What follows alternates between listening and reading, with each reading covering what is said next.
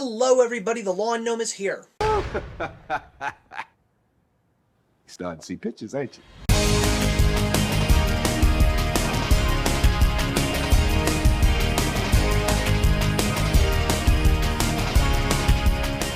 Today I come to you all to review the 8th, yes, count it, the 8th film by one of the greatest directors of the last 25 years in Quentin Tarantino. And of course that means I am reviewing The Hateful Eight, directed by Quentin Tarantino, of course, and starring a whole bunch of Quentin Tarantino alum, including the great Samuel L. Jackson, Kurt Russell, Bruce Dern, and Tim Roth. Every time Quentin Tarantino comes out with a new movie, I am totally excited because you never know which direction it is going to go. Inglourious Basterds was such an intriguing concept that I absolutely loved, and of course we got introduced to the great Christoph Waltz. Django Unchained I never would have imagined, but the more I see it, the better it gets, and it may be his best film to date. The Hateful Eight once again takes the Western element, takes place a little after the Civil War. It does involve bounty hunters. It involves 7 men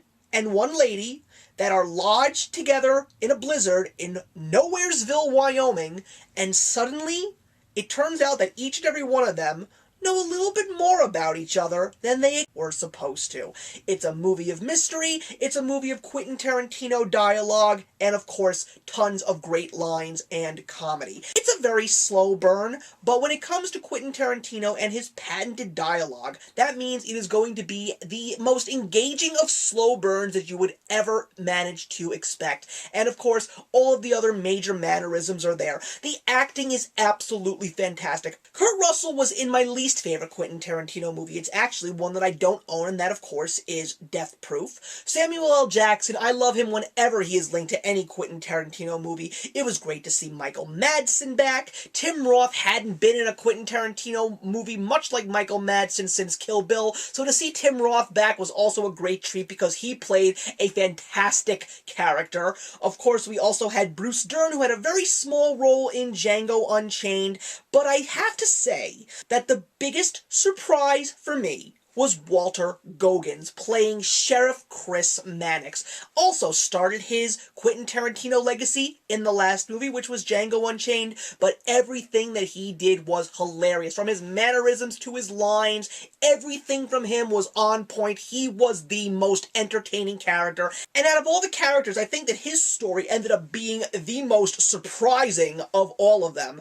And of course, the one character that blew my mind, and is she worthy of an Oscar nomination? Oh, you bet. I am talking about Jennifer Jason Leigh, an actress who I have never seen since Fast Times at Ridgemont High, playing Daisy Dormagoo, and everything about her role in this film was so freaking amazing. She was a girl with balls. She was not afraid to let anything slip by, and some of her actions were just spot on to Tarantino greatness. Also, there's another specific actor that has a smaller role than everybody, and that, of course, is Channing Tatum. He's really surprising me because he was in The Hateful Eight. In about a month, he's going to be in a Coen Brothers movie, and very soon he is going to be in Gambit. So, from what he has done to what he is doing now, I give him tons of props because I really am loving him as an actor more and more because he truly is showing his diversity. Another thing that truly does drive this movie is the fantastic score from Ennio Morricone. He is nominated for an Academy Award for Best Score this year, and I seriously feel that he is going to win because his score is unlike any of the others that are nominated. I'm sorry, John Williams, but as far as I'm concerned, Morricone is taking this Oscar, and if he does not, it will be a monster snub. But I will also say that this is not Quentin Tarantino's strongest film. It is definitely a movie I'm going to see many times over. It is definitely a movie that I'm going to own on DVD. But as far as all the Tarantino movies that have come before it, like Pulp Fiction, Kill Bill, Inglourious Basterds, and yes, Reservoir Dogs, I still feel that this is not his best film, but it's still, like all the other Quentin Tarantino films, a very fun roller coaster ride of craziness. So I highly suggest that you go to see this film, especially if you could find it in a theater that is still showing it in the 70mm picture, and I am going to be giving The Hateful Eight 3 out of 4. So thank you very much for watching, everybody. I would love to hear what you all have to say about The Hateful Eight. Put your comments in the box below, and let's have a discussion, and I will see you in the next one. Actions speak louder than words.